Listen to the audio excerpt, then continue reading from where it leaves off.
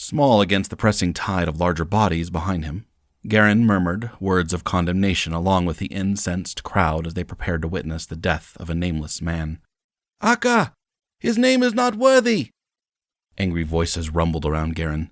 He knew his father's anger like a dark storm cloud and the quick anger of his brothers.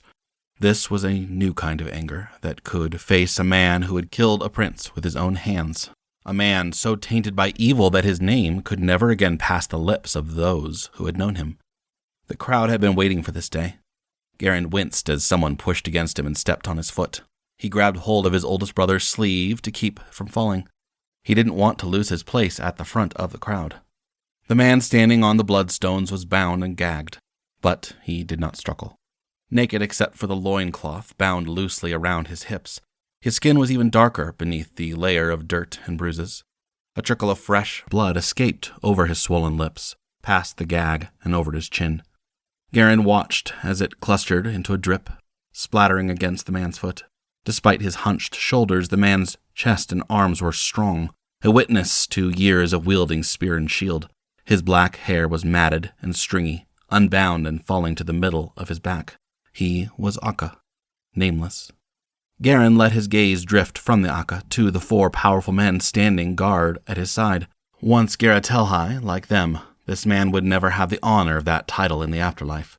Garatelhai were the king's oathsworn, his most trusted warriors.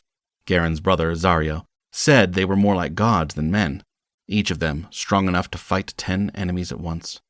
The warriors, standing silent over the battered body of the Akka, wore polished iron armor. The scales glittered like hundreds of tiny fans beneath the light of Akatar's rays. The armor pieces were trimmed with blue and red colors, the gold emblem of the wolf and fox on their shoulders. They carried spears, with the hafts painted black, the blades honed to a deadly edge.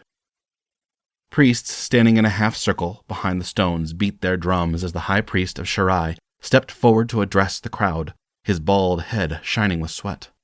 Gehrin thought the head and arms protruding from his 2 large gray robes made him look like a turtle. The priest pursed his lips and stared out at the crowd, lifting his hands until they quieted. Then his voice boomed out over the gathered people, too loud for such a small man.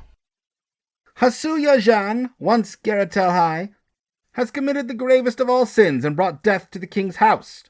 Today his blood will be spilled over the stones in payment for his heinous deeds.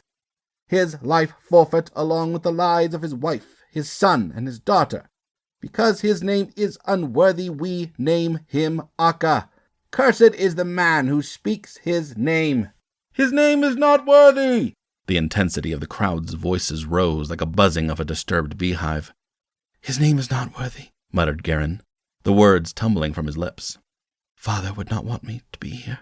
He tugged at his brother's sleeve again, but Zario was calling out with the rest of the crowd, oblivious to the